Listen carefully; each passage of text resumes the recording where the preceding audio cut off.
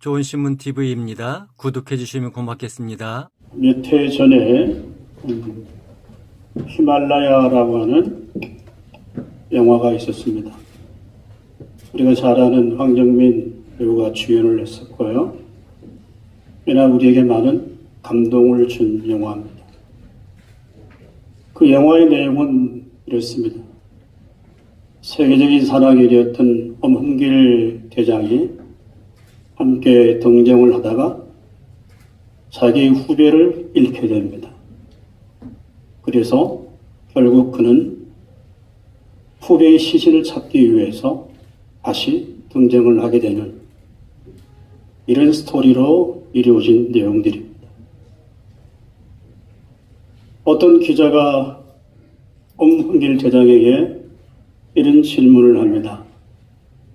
정상에 오르는 느낌이 어떻습니까? 라고 이렇게 물었을 때 어떤 일을 위해서 정상을 정복합니까? 라고 묻습니다.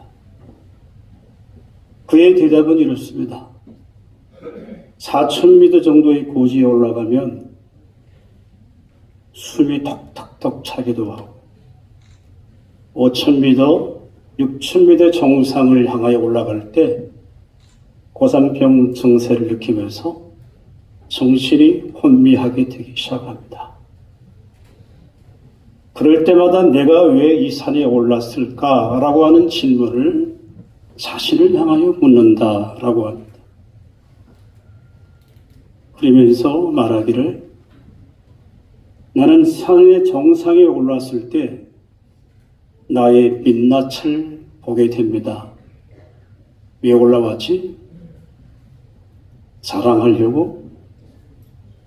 자신을 드러내려고 왔지 않느냐라고 이렇게 질문을 한다라고 합니다. 결국 정상에 올랐을 때 그곳은 오래 머무는 곳이 아닙니다.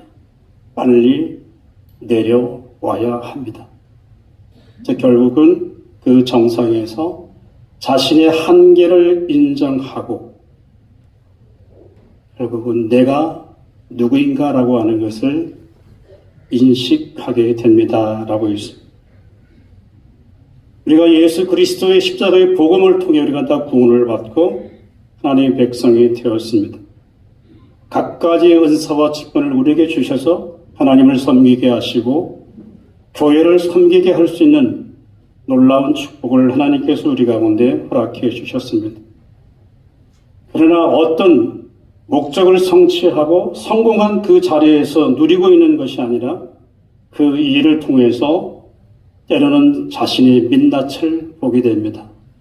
내가 최선을 다하고 열정을 다했지만 답이 없는 현실의 삶을 살아갈 때마다 우리는 나는 누구인가?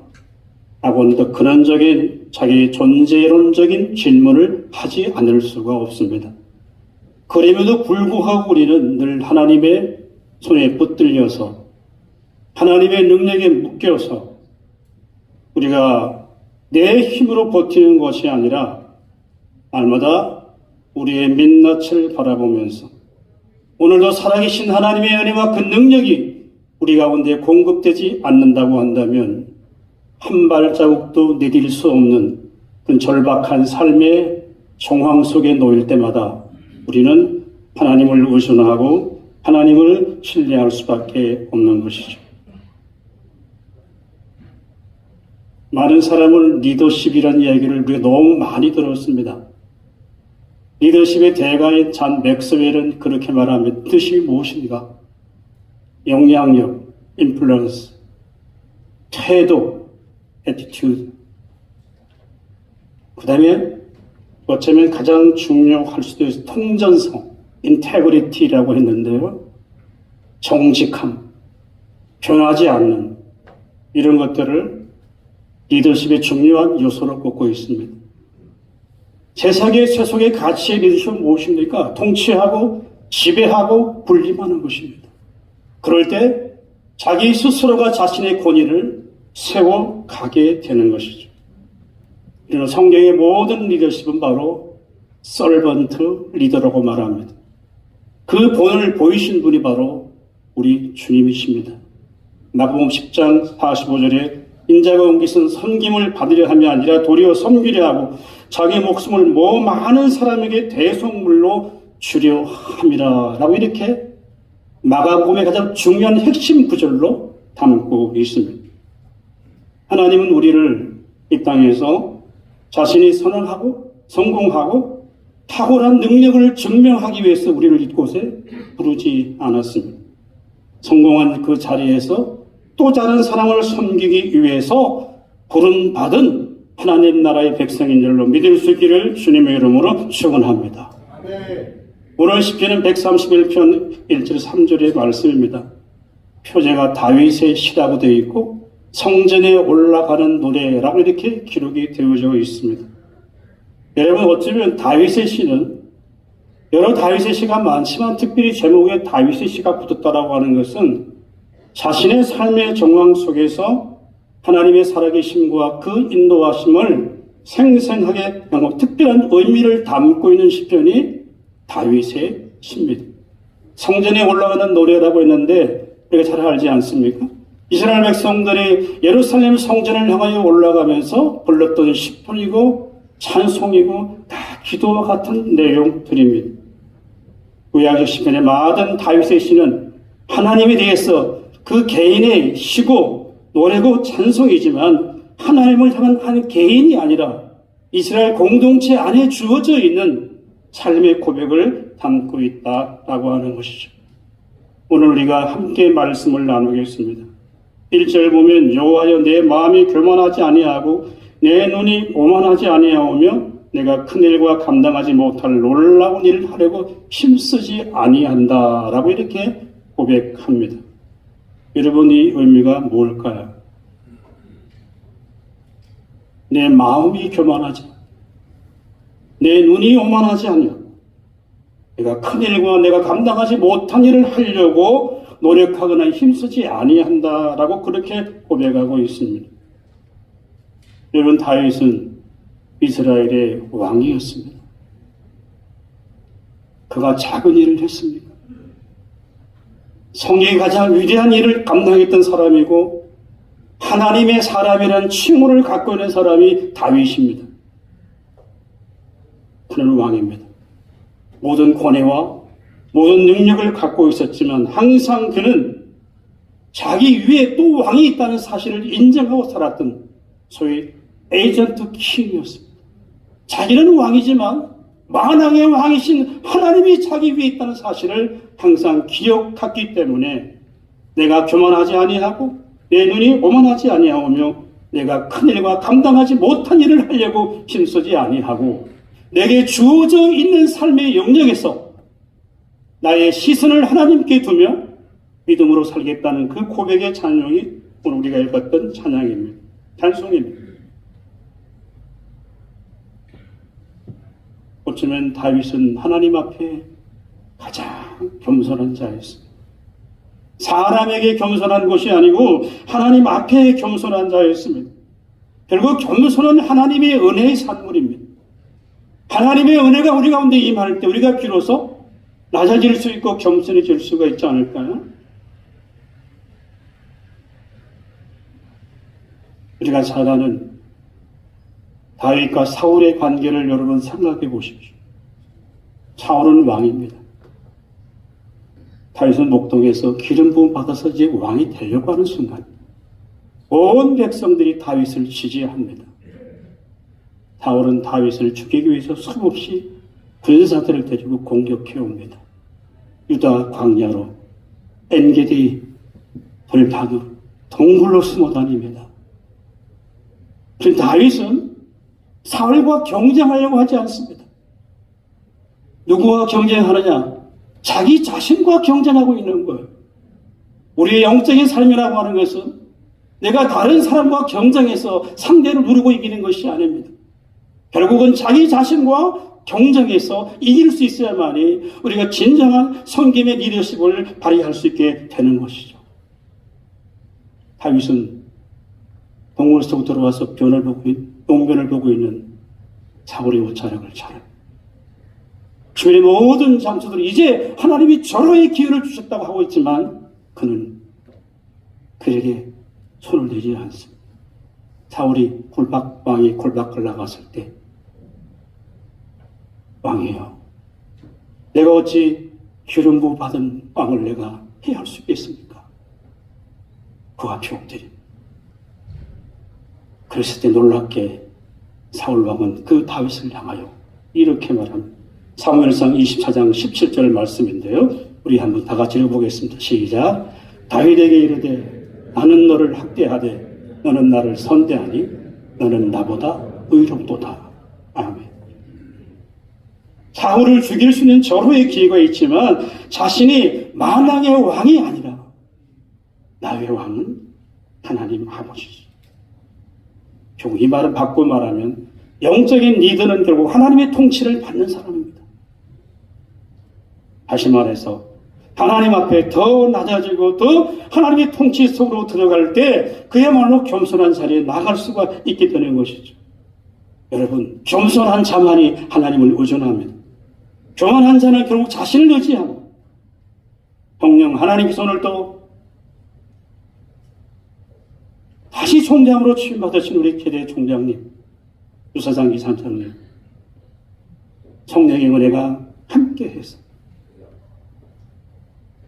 더 섬김의 리더십으로 채워질 수 있기를 주님의 이름으로 축복합니다.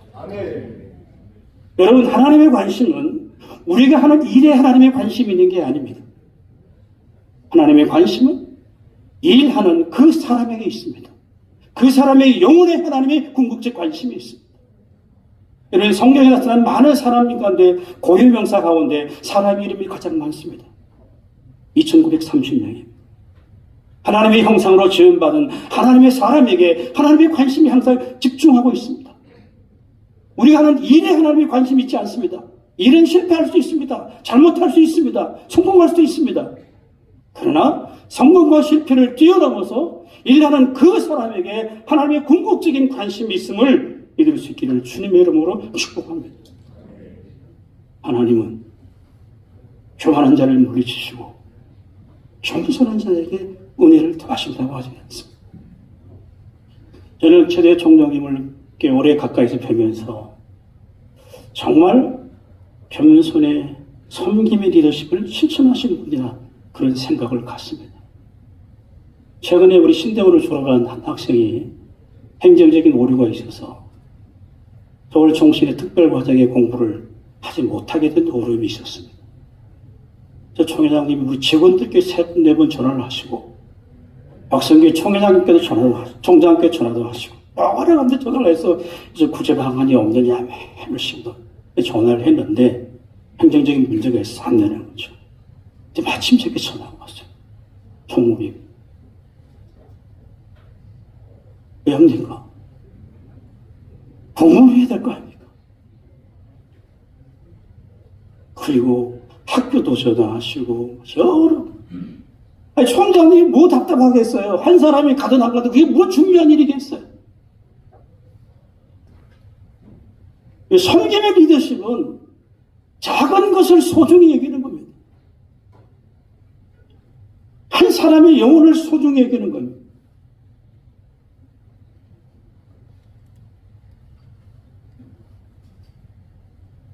지난날 뵐 때마다 우리 최대 총장님은 누구에게나 앞에 겸손하게 머리를 숙이죠. 정말 과연 저럴 수 있을까? 그런 마음을 갖게 됩니다. 두 번째로 본문 2절 3절에 보면 이렇게 말합니다. 실로 내가 내 영혼으로 고요하고 평온하게 하기를 젖된 아이가 그의 어머니 품에 있음 같게 할까니. 그래서 내가 지금까지 영원부터 영원까지 여호와를 바랄지어다. 여러분, 젖을 뗀 아이는 어떻습니까? 젖을 안 뗀 아이는 젖을 먹을 때 가장 행복하고 어미의 젖을 물고 있을 때 그게 가장 최고의 행복. 그러나 젖을 뗀 아이는 어느 정도 성장을 했습니다. 3살, 4살 정도 되면 젖으로 만족하지 않습니다. 어미 품에 있을 때 가장 평온함과 만족과 안정감을 누리게 되는 것이죠. 이젠 걷기도 하고 뛰기도 합니다. 그러다 다시 엄마의 품에 안길 때 저주로 만족하는 것이 아니라 그 안에서 어미 품의 안에서 만족과 평안을 누리게 되죠. 마찬가지입니다. 오늘 다윗은 왕이 되려고 한 사람이 아니었지 않습니까? 그의 인생의 목표는 바로 하나님이었습니다. 하나님을 자신의 인생의 비전으로 삼는 사람이었습니다. 그래서 하나님 안에서 누리는 평안과 기쁨과 때로는 절망과 사망의 은심한 골짜기를 함께 다닐지라도 주께서 함께 하시는 은혜와 능력을 경험하게 되었습니다. 여호와는 정말 나의 목자시니 내가 부족함이 없으리라. 다윗에게 부족함이 없었을까? 얼마나 많은 고난과 어려움과 시련이 있었습니까? 왕이 되었다고 해서 고난이 없었습니까? 근친상간의 불합한 일들, 자식이 아비를 도전하는 그런 일들, 왼발로 이러고 완국을 떠나는 그런 처절한 상황 속에서도 그는 상황과 현실이 아니라 항상 하나님께 시선을 두고 산 자였습니다. 목자의 임무는 무엇입니까? 양에게 시선을 떼지 않는 것입니다. 어느 목자가 양들에게 선착순을 시킬 목자가 어디 있겠습니까? 목자는 오직 양에 있습니다. 다윗은 이런 인생의 북정의 수많은 고난과 어려움과 시련 가운데 있지만 항상 내가 나의 힘이 되신 여호와여, 내가 주님을 사랑합니다. 여호와는 나의 빛이요 나의 구원이시오 나의 생명이시오. 내가 무엇을 두려워하겠습니까? 항상 그의 시선은 하나님께 있었습니다. 자신의 경쟁자에게 있지 않았습니다. 세상 끝날까지 우리에게 눈을 떼지 않으시고 우리를 지켜보시는 하나님의 시선은 오늘도 그분께 시선을 두고 사는 그 사람에게 하나님의 궁극적인 관심이 있는 줄로 믿을 수 있기를 주님의 이름으로 축원합니다. 도양대학교 철학과 교수였던 최진석 교수라고 하는 분이 있습니다. 그분이 쓴 책 가운데 탁월한 사유의 시선이라고 하는 책이 있는데요. 그가 교수직을 내려놓게 되는 유일한 이유가 뭐냐 하면 시장 자판 대위에 놓여 있는 생선처럼 살지 않고 요동치는 물길을 따라 살아있는 물고기처럼 살고 싶다고 하는 것이 그가 대학 교수직을 내놓는 유일한 이유였습니다. 그 책 꽤 많은 우리에게 도전을 준 책인데 그 책 가운데 한 일부분을 소개하고 설교를 마치겠습니다. 우리 한번 띄워주실래요? 모든 사람은 일하면서 직과 업을 갖게 된다. 직과 업이 되는 것이다. 직과 업은 분리될 수 없고 일치되는 것이다. 그러나 직과 업이 분리될 때 생계 유지의 수단이 된다. 사회가 병들면 직업인이 아닌 직장인만 존재한다.